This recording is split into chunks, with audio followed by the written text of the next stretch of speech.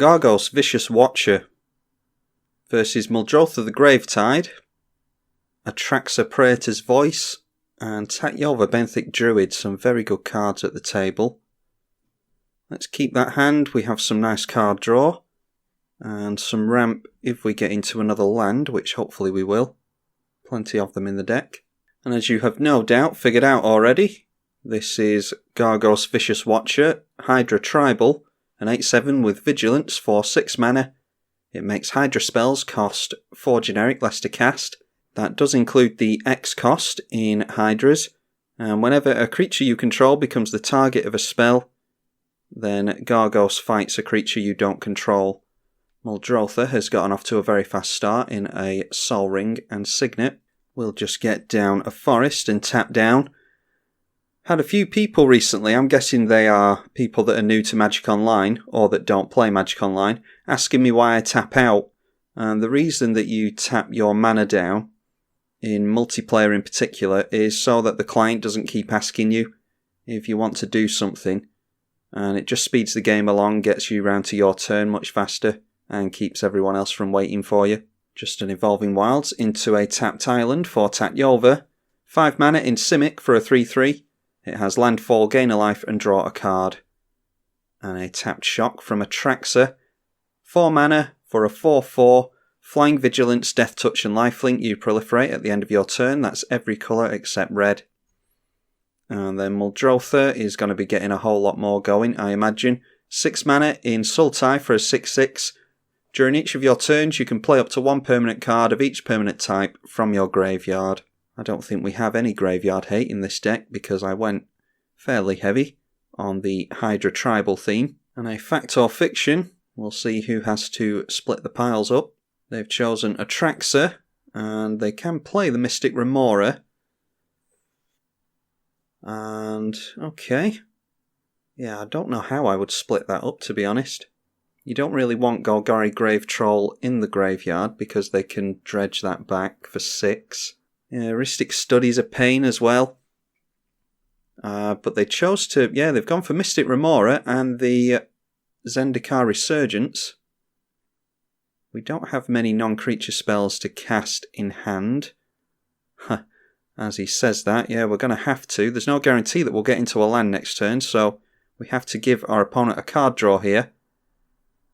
If we don't put 4 mana into Mystic Remora, then our opponent gets to draw a card. Heuristic Study much easier to play around, but Heuristic Study will stick around forever, unlike Mystic Remora. Oh, and I should have got the Dryad Arbor there actually, but we can grab that with the Wood Elves, I think. Yeah, Dryad Arbor is a forest. I imagine Tatyova has plenty of non-land cards to play, but luckily for us they go for Walking Atlas. So if they have multiple lands in hand, they'll be able to get those down with the Walking Atlas. Another card draw for the Sultai player, thanks to the Mystic Remora. They do have to put 1 mana into that next turn, but yeah, it's likely that they are going to do that because the card draw is probably worth it to them. 2 cards for 1 mana is pretty good. And a Brainstorm, so more card draw for Muldrotha. And just noticing now, it looks like Muldrotha did dredge. They've gotten a Diabolic Intent, a Sidisi, and Jared into the graveyard. Muldrotha is now playing a Muldrifter. That was evoked, so that goes back into the bin as well. Might be on a Living Death plan of some kind. Alright, we get into another land which is really good. So we can... Yeah, we just go in for Wood Elves here. And I'm going to get down the Dryad Arbor because it knocks Summoning Sickness off of it. I don't want to be desperate for a land later on in the game and draw into this. That'll feel really bad, so we'll get the Summoning Sickness out of the way now. Okay, another draw for Muldrotha, thanks to the Remora. And Tatyova has gone for a Harrow, sacrificing a forest. So they'll probably get an island and a forest into play here. And then an Exploration as well. Really feeding Muldrotha the card draw. And then swinging in with the Walking Atlas. That's just 1 damage. Showing us all where the concentration should be. Simic Signet for another card draw. So they went from about 4 cards, I think it was. They're now up to 10. And they'll draw another one next turn. Yeah, I think they're going to actually put the mana into the Mystic Remora and keep it around for another go-around. Nope, they decide to ditch it. 11 cards in hand is enough apparently, and they can always recast it if they get Muldrotha down anyway. Getting down a Sylvan Library for even more card advantage. This is just a card draw deck apparently. Baleful Strix this time. And there's Jace, Vryn's Prodigy. Shouldn't be too difficult to flip that over next turn. Mana Vault could be handy. But I think we're going to go for Garruk Primal Hunter first. Or we could go for the Zendikar Resurgent, couldn't we? Yeah, I'm going to go for the Zendikar Resurgent. Typically speaking, we want mana before we want any card draw and big creatures in play. So we will prioritise the ramp over anything else. Explosive Vegetation from our opponent. They're getting plenty of lands into play, but they're not making as much use out of those ramp spells as they could if they had Tatyova in play. Looks like Atraxa is struggling on making lands. So, well, if anything's going to help you with your mana troubles, then it's a Smothering Tithe. Especially with all the card draw that Muldrotha's getting going. And they're going to draw a lot of cards off of this Sylvan Library. So Atraxa should have plenty of treasure tokens from this by the time their turn comes back round. A Lion's Eye Diamond. It's only a matter of time before you see that from Muldrotha. Discard your hand, tap and sack it to add 3 mana of any one colour.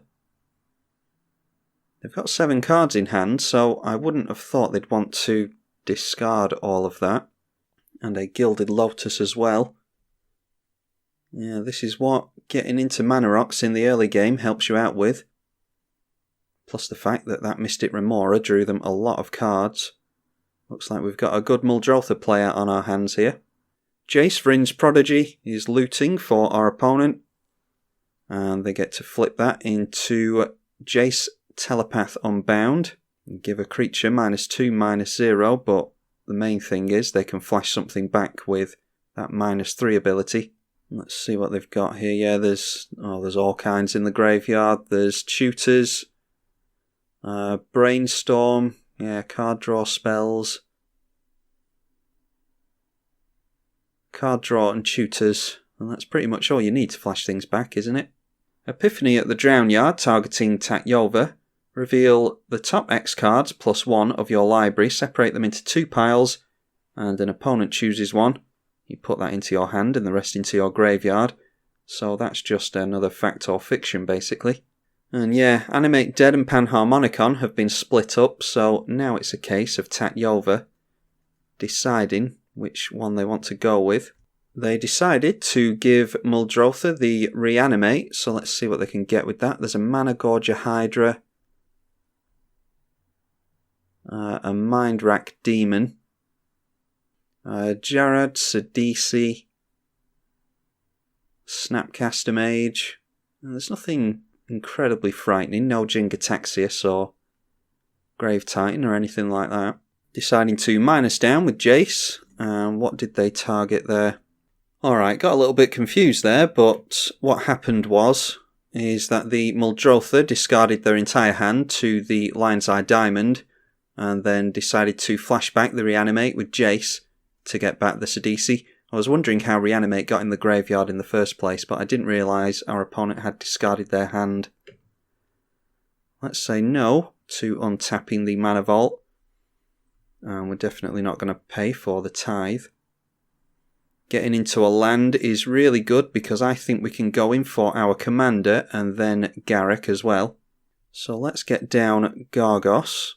We draw a card from Zendikar Resurgent for casting a creature spell. And again, that's no to Smothering Tithe. And then we could go in for some hydras here, but I think I'd rather get a massive hand because we do have Reliquary Tower. There's no strip mine in play, is there? No. How about Muldrotha's Graveyard? Do they have a strip mine in there? No. There's no strip mine of any kind in there, so we'll go for the Garruk Primal Hunter, and we will minus down and draw ourselves 8 cards. And we'll get a bunch of Tithe tokens for the Atraxa player. And we have drawn into nothing to do for 1 mana, so we'll just have to pass like that. Oh, actually, can you tell I haven't played this deck before? I've just realised now we could have played this and put 4 counters on it. And that can only be blocked by 1 or more creatures. If it's dealt damage, put that many plus counters on it. Yeah, we should have got that down. That's annoying. What would happen in this case, because we've got our commander down, and hydras cost 4 generic less to cast, the X is going to be at least 4 generic mana, so that would be 5 going into the Hungering Hydra, and in that instance, assuming that you don't put any more mana into it, it will come down with 4 plus counters on it. We do have some additional plus counters to put on it with things like Hardened Scales, Doubling Season and Pier. But we don't have those in hand, unfortunately. Tatyova has gotten down Oracle of Muldrotha. And that reveals a Lotus Cobra on top. That's really good to have in a Lands Matter deck. And then a Mana Breach. Whenever a player casts a spell, that player returns a land to their hand. Well, I think we're going to have to go for Rexage on that, because I don't much like the idea of Mana Breach. This seems to be some kind of Tatyova combo build then, if they're playing cards like that. And if Atraxa isn't getting into lands, they might not mind the Mana Breach being in play, because they can just bounce one of their 2 lands and replay it straight away. A Freyalise, Lanoir's Fury. Yeah, I've been intrigued to see where that's going. Don't blow up our Zendikar Resurgence. Oh, and Tezzeret the Seeker as well. Yeah, this is obviously a Super Friends deck. Let's see what they go for with the Tezzeret the Seeker. Well, they may just untap their signets. That's exactly what they go for. Okay, they did blow up our Zendikar Resurgence, so now I think we have to respond in kind by blowing up their Smothering Tithe. If they can't keep lands in play, then they are going to very much struggle in generating mana. They're pretty much solely reliant on the Smothering Tithe currently. Oh, a Mind Sculptor as well, yeah. Somehow the focus has shifted from Muldrotha straight over to Atraxa. Going for the Brainstorm with Jace. Oh, and they're really focusing in on us.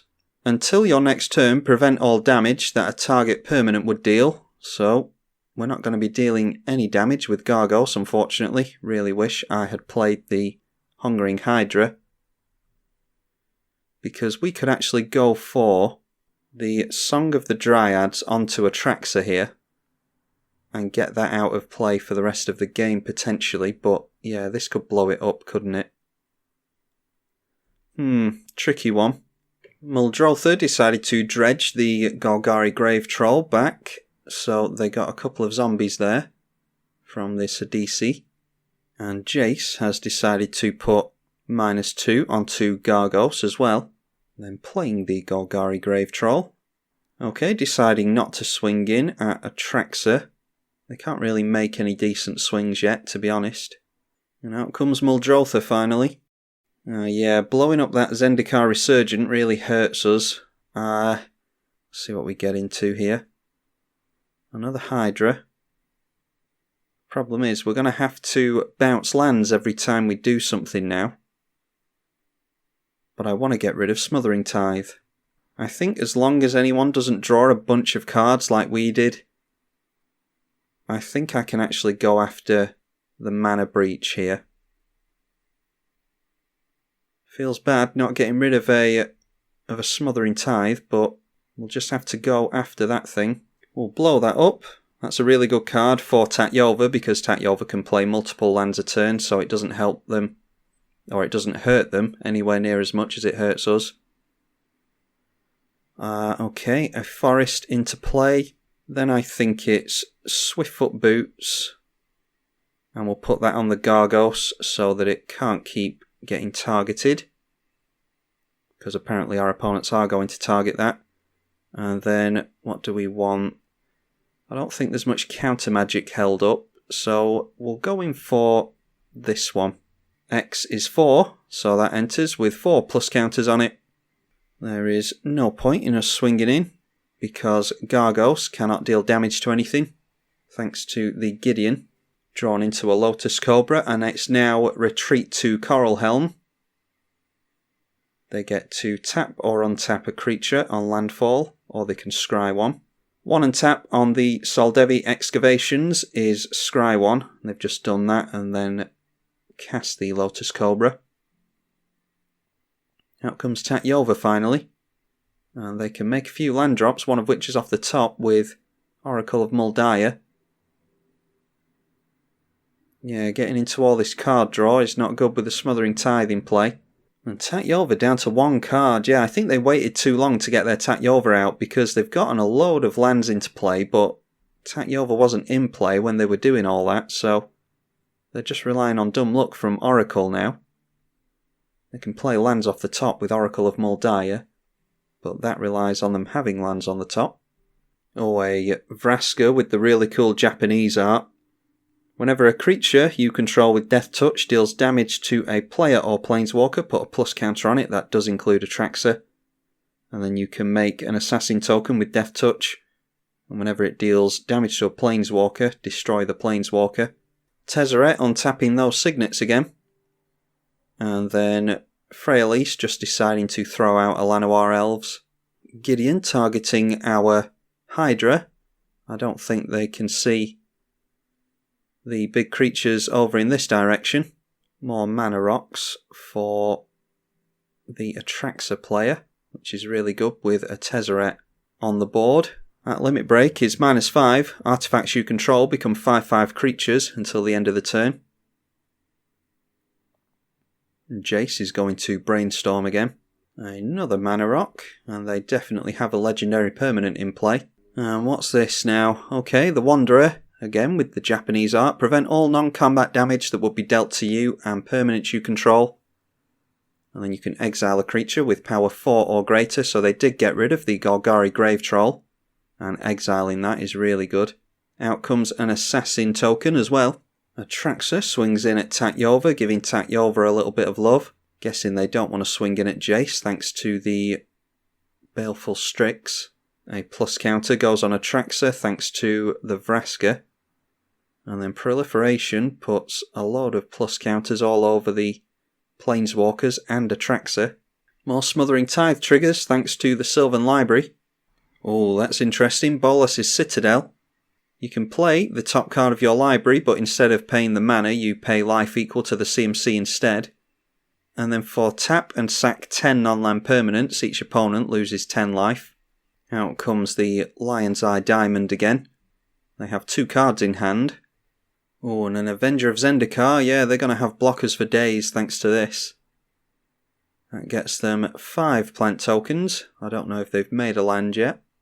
Going for the Uvenwald Hydra for 2 mana into Nykthos isn't the worst idea, I don't think. Does it come into play tapped? Yes, it does. Still good for 2 mana though. Well, we'll get another green into play. We'll go Uvenwald Hydra. That's a 7/7 with reach. We'll get the Nykthos, Shrine to Nyx. That comes in tapped. Then I think we save our other big Hydra just in case there's a board wipe. So let's go for Emerald Medallion. That makes our green spells cost 1 less. Then we can go Song of the Dryads onto Atraxa, and then a Mist Cutter Hydra, and that will have 5 into X, because our green spells cost 1 less. So that's a 1 mana, 5/5 Hydra, and that does have haste. Now this one can't deal combat damage, but the Wood Elves, well, everything else can. Yeah, there's plenty of things to attack into. Now I'm hoping that our opponents don't swing in at us. If we commit quite a few creatures into taking some of these planeswalkers out. Let's go after Jace with that. It has protection from blue, but there's no blue creatures there, unfortunately. I imagine an assassin is going straight into that. And then let's take a couple of creatures in at Vraska as well, so that they can't keep throwing death touches in the way. I'm not going to go in with our commander because I want to try and encourage our other opponents to actually start swinging in at some planeswalkers. It's not all our responsibility.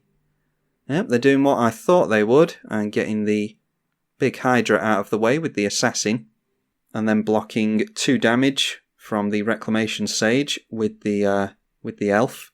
So now the planeswalkers are wide open and Tatyova should be able to deal with some things here. Playing a land for a card draw, and then on the stack going for Spiral Growth. Playing a land for card draw and mana from Tatyova. And then the Growth Spiral got into another land, so that's more card draw and mana from the Lotus Cobra and Tatyova. Then there's a land on top as well, so I've lost track of how many lands our opponent can actually play. There's 1 a turn, then 2 from Exploration, and a 3rd one from Oracle. And then if they've got 1 in hand, they can get it straight into play with Sakura Tribe Elder or Walking Atlas. And I spy a Cyclonic Rift. Our opponent only has 2 land cards. They had 2 lands before, I don't know where their other one's gone. They've got 1 card in hand, they didn't keep hold of a land, surely. Anyway, a Cyclonic Rift gets Atraxa out of the game as far as I can tell. They do have plenty of mana rocks, but it'll take them too long to rebuild from that, I think. Yeah, so a Cyclonic Rift might not be the worst idea, especially because they're feeding Atraxa all this mana. And an Aetherize as well, that's worth knowing about. Hopefully we will remember that our opponent has an Aetherize in hand. They're playing a boatload of lands here. Now it's Thawing Glaciers on top. More ways to get landfall. The annoying thing is that cards that are shown on the top of the library with something like an Oracle of Muldrotha are not placed in the reveal zone. So it's difficult to keep track of. Oh, and yeah, I forgot about that. Our opponent is left with an Atraxa because we had our Song of the Dryads bounced. Tatyova did go after the Cyclonic Rift there. And then going in at us, interestingly enough. Yeah, we've been focused on quite a bit during this game, and we're the one that is the jank player. The other 2 players have been much more threatening. So that's a very strange attack, I think. I think the most threatening thing we've done is go for the Zendikar Resurgent, which soon got blown up. It is now a Sky Shroud Ranger on top, and that is another means of getting lands into play. Down comes the second land, and a Sol Ring. Looks like Atraxa is going to continue to play it out. Now, Atraxa may be able to take Tatyova out with commander damage, if they've got the foresight to go for that. In Mox Amber, that will tap for mana, thanks to Atraxa being back in play.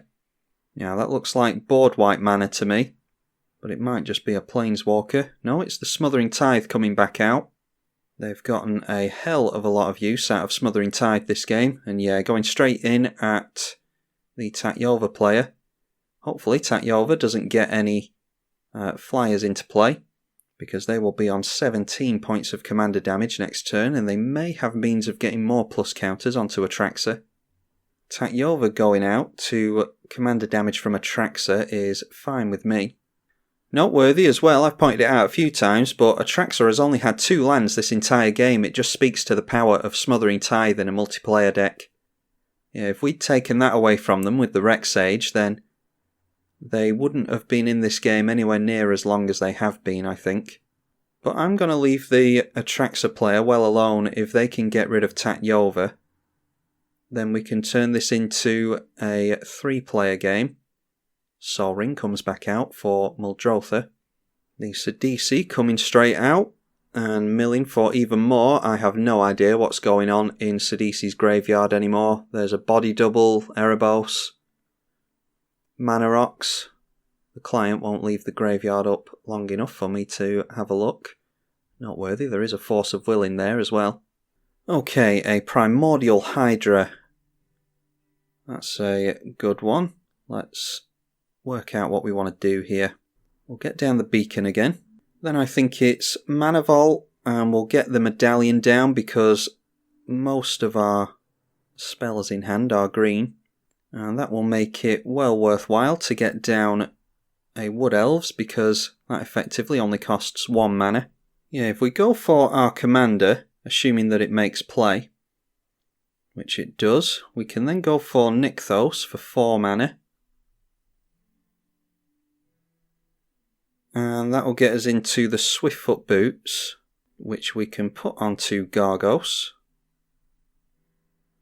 And then we will not make the same mistake that we did last time. We will get the Hungering Hydra down with the 1 floating mana. And that will come down with 5+ counters on it this time. Then attack in at Tatyova. And Tatyova going down to 29. It is now Tatyova's turn. Psychosis Crawler is on top now, so that will have us all lose a life whenever our opponent draws a card. And they'll draw plenty of cards with Tatyova in play. Simic Signet on top now.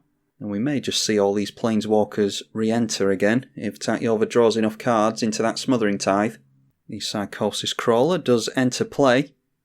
See how much life we lose to that. There's our first point of life from landfall. Ooh, there's an Avenger of Zendikar on top. Charge counters going on to Blast Zone, that's not good. So now, for 3 and tap, they can sack it and destroy each non-land permanent with CMC equal to the number of charge counters on it. And that's 4.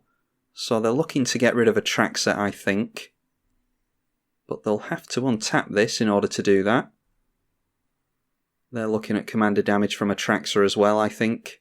Will it get rid of anything from us? I don't think we have any 4 CMC non-land permanents, so yeah, that's good. But we don't want Atraxa gotten rid of, really, because if they lose Smothering Tithe and Atraxa, then they'll probably scoop. And then the two of us have to deal with Tatyova on our own, and I don't know if we can do that. Tezzeret comes straight out again.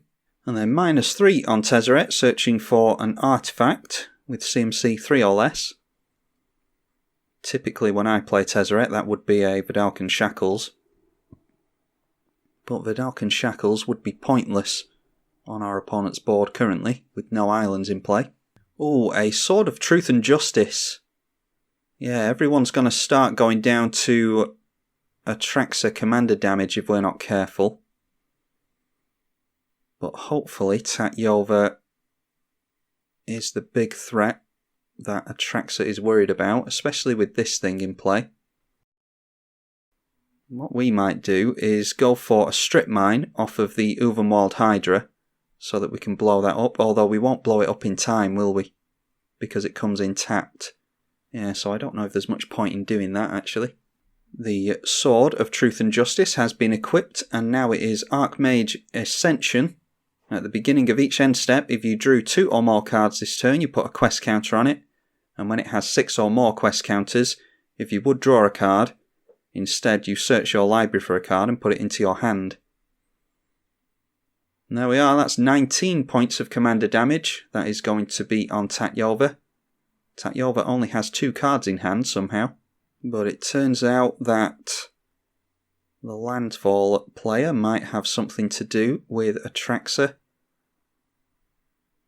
Ah yeah, there's that Aetherize that we forgot all about. I did say, I hope we don't forget about this, and guess what? I certainly did. So 1 card in hand, and I can't remember what it is. And this is why it's so handy. If you had a reveal zone, for instance, Avenger of Zendikar has been revealed to all of us, because we can look at the top card of our opponent's library with Oracle of Muldiah, and it should show up here, really, in the revealed zone, so we can keep track of such things. I'm not about to start writing down cards that have come off the top of a player's library. Now, finally, getting back round to Muldrotha, and they have 2, 4, 6, 8 mana, and just got into another zombie token, so they must have dredged something. Yeah, they dredged a Stinkweed Imp. Muldrotha coming back down. That does take Muldrotha down to 7 cards in hand.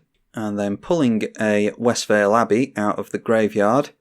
They can pay 5, tap and sack 5 creatures to turn that into a 9/7 Flying Lifelink Indestructible Haste. And they may well be able to do that if Sidisi gets enough zombie tokens into play. Mana Vault has come down as well. So Muldrotha seems to be rebuilding nicely. Back to the Gilded Lotus as well. And out comes the Mana Gorger Hydra. That is going to get a lot of plus counters on it. We've got that in this deck as well, because it is a Hydra, as the name suggests. Also in the Peer and Toothy build. And I've been saying for a while now, and eventually I might get round to it, I want to make a Gave deck, and this will probably go in there as well. Alright, we get into a Hooded Hydra, which is good if anyone wipes the board. When it dies, we get a 1/1 green snake for each plus counter that's on it. We will make a land drop in Urborg. Last time someone saw Urborg in a deck that arguably shouldn't be running Urborg, they were asking me why I've got it in there, and this is in there to make fetches tap for mana. It's also in there for cards like Ancient Tomb and Boseiju, both of which are in the deck. We have to put life into those when we tap them in order to get mana out of them, and Urborg skirts us around that. So that's why Urborg is in there. We just need to hope that the Swamp Walk doesn't become relevant at any point during the game. Now, is it worth a Song of the Dryads on Tatyova? I don't think we're getting rid of Tatyova, the player, anytime soon, because that Avenger of Zendikar is coming down next turn. But yeah, I think it's still worth keeping them off card draw.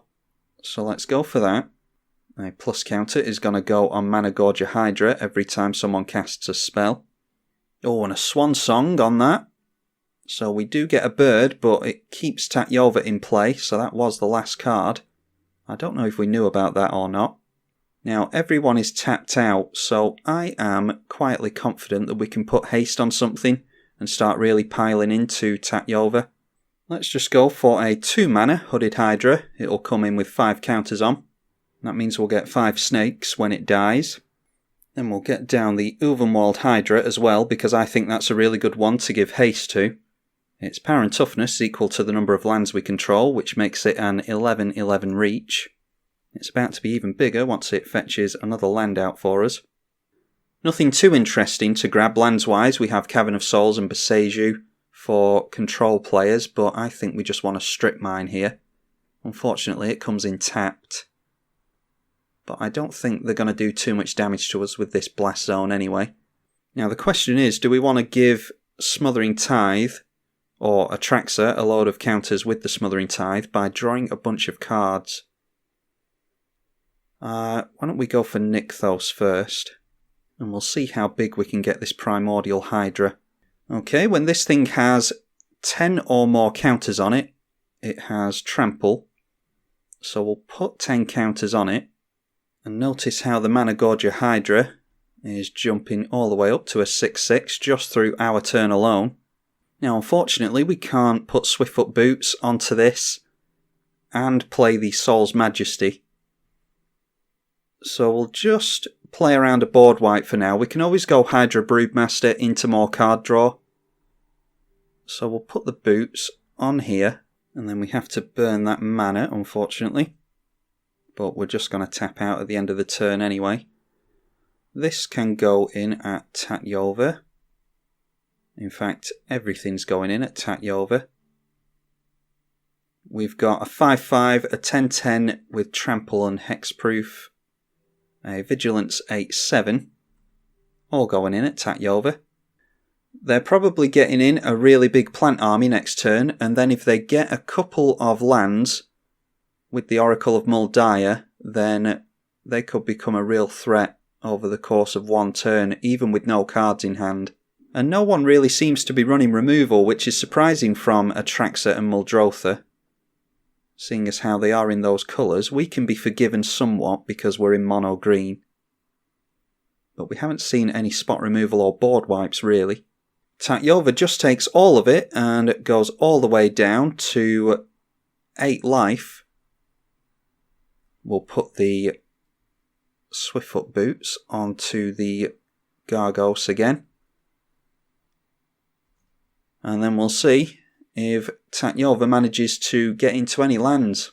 Oh, and luckily for us, that's just a Sky Shroud claim, so I don't think they have a fetch, do they? No, and they can't get any lands out of the graveyard, I don't think, so that might be the end of Tatyova if we can get through enough damage. They will just be 0/1 plant tokens that come in. And I'm hoping that we have a 20/20 with Trample next turn. Oh, and I forgot they could scry with the Sol Devi Excavation, so they might be able to scry that to the bottom and put a land on top. If they can do that, that will make things much more tricky for us. Still, not getting into a land. That's unfortunate for our opponent, but it's really good for us. So they might as well just play the Avenger of Zendikar and hope that they make it through to their next turn. It's not over until it's over with a Tatyova deck. Out comes Avenger of Zendikar with his 100,000 plant tokens. How many is that? That's 18 plant tokens. And they are 0/1s, so that is 18 damage that they can block with that. Back round to Atraxa. Let's see what she can do. In a Super Friends build, you would expect to see a lot of board wipes, and we haven't seen any yet. I'm hoping they don't cast a board wipe now, because we really want to get rid of Tatyova before we see any of those. Plus a board wipe would be really bad for us as well. Although we can bounce back from it, I think I am going to keep the Hydra Broodmaster in hand so that we can go for Rishkar's Expertise and Soul's Majesty to draw cards off of that. But Atraxa comes back down and Tezzeret untaps some Mana Rocks. So they can go for the equip with the Sword of Truth and Justice if they want to, which is exactly what they decide to go for. Okay, 4 mana from the 2 treasure tokens, the Mox and the Signet. Probably just another Planeswalker. Jace the Mind Sculptor maybe? Nope, they are going for Vraska to get some Death Touchers out. And they can help protect those Planeswalkers. Could include this in a Super Friends build. And then getting some proliferation going. Oh, and they're proliferating our Hydras. And our opponent's Hydras, so they're... Yeah, that's a risky play, but... I mean, I don't suppose it really matters, because they're big enough as it is, and they're just trying to push damage through onto Tatyova. I think that's what the idea is there. But they also put a counter onto the Blast Zone, which is a great idea, because now it is out of range of blowing up the Atraxa. Out comes that Bolas's Citadel again, a Cabal Ritual, and somehow I think they have 7 or more cards in the graveyard, so they do get 5 black mana from that. Not very easy to look at your opponent's graveyards in multiplayer on Magic Online. But they have 7 card types and 54 cards in the graveyard. Okay, Doom Whisperer. They can pay 2 life to surveil 2. They might be setting up some kind of Lab Maniac win if they're after emptying their library. With a 53 card graveyard, you don't have as much mana as you would like to there, really. Ooh, Casualties of War. Yeah, this is a really good one. And, I didn't stop priority quickly enough there. They went after our Emerald Medallion, Tatyova, Tatyova's Exploration and Blast Zone. And that put a counter on the Managorger Hydra, so we only lost our Emerald Medallion there, which I'm not too worried about. Oh, Tezzeret the Seeker with nice artwork. So that is the second Tezzeret the Seeker we've seen this game. Just deciding to use Tezzeret to untap the Mana Vault and the Gilded Lotus, so that's not bad. Spend 5 mana to get 6 mana back. That Lion's Eye Diamond coming out again. Muldrotha is up to 6 cards in hand. Oh, and Tatyova scoops up. Yeah, that's your typical control player. As soon as they lose control, they decide to just quit, but at least we didn't waste our attack step swinging in at them. Because I've got a feeling that, I'll never know, but I have a feeling this Muldrotha player was not going to swing the Managorger Hydra in at Tatyova. I think this is the type of player that wants to hold back and let us do the heavy lifting in that regard. A complete assumption on my part, but that's a feeling that I'm getting. Yeah, a concession like that completely warps the outcome of the game. Okay. Speaking of early scoops, that's really unfortunate. I do apologise for that. I know for a fact that I'm uploading this video because I don't do this for a living, so I do have to be careful of the amount of time that I spend on these videos. And we've gotten to see some of what Gargos can do. So yeah, I am going to be uploading this, but it's a real shame to upload a game with an early scoop like that, or 2 early scoops. Yeah, what a real shame. I don't know why Muldrotha quit there. And there we go. Yeah, that's really unfortunate. No one even said anything. I can't really blame Atraxa for scooping there. We do have a 22/22 trample creature and a bunch of other big creatures. A Genesis wave might have been coming down for a lot of things this turn. The problem with Genesis wave is that it doesn't like the X creature spells, or X spells in general. But we would have potentially gotten into some stuff. Modo is crashing now. Canopy cover could have made the primordial hydra more difficult to block, although Atraxa could have blocked it still. Yeah, like I said, can't blame Atraxa for quitting there because I think the writing was on the wall for us to win that one. Once the Muldrotha player quit, I have no idea why Muldrotha quit that one. Tatyova should have continued to play it out because they had no idea where people were going to swing in. So, apologies for that. Hope you enjoyed it anyway. I think that was an enjoyable game and it showed off what Gargos can do given the time and the mana ramp to get some stuff going. Pretty good for a janky Hydra tribal deck, if I do say so myself. I will be playing this on the EDH Lounge. No idea when we're doing that, but that'll be coming out soon enough, I would have thought. Anyway, hope you all enjoyed it nonetheless. Apologies for the early scoops, not a whole lot I can do about those. I'm tribalkai on the EDH channel. Thank you for watching.